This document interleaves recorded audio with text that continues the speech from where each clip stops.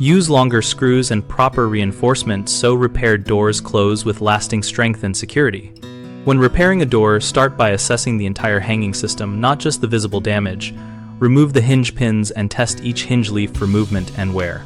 Replace short screws with screws at least 2.5 inches long that reach the framing and not just the jamb. Countersink the screw head slightly so plates sit flush. If hinge or strike holes are stripped, remove loose material and fill with glued wood plugs or matchstick bundles packed with tight-fitting glue, then trim and sand true before reattaching hardware.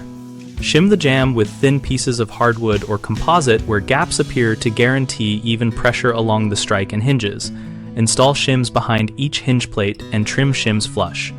Check and correct door alignment by loosening hinge screws, aligning the door so it closes without rubbing, then retightening screws while holding alignment.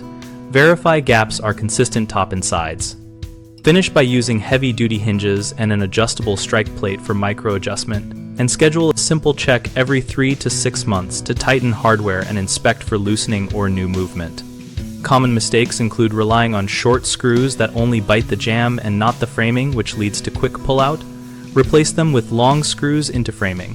Another frequent issue is filling stripped holes with weak material or pure filler which crumbles under load. Instead, use glued wood plugs or tightly packed hardwood matchsticks so the screw gets solid bite. People often skip shimming and alignment checks, which causes binding or uneven stress.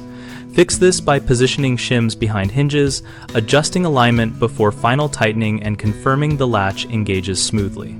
At bighomeprojects.com, we help homeowners connect with local contractors and discover practical repair ideas and product recommendations. Our site also hosts a discussion community where we share experiences, ask questions, and post before and after tips so contractors can find work and homeowners can learn from peers.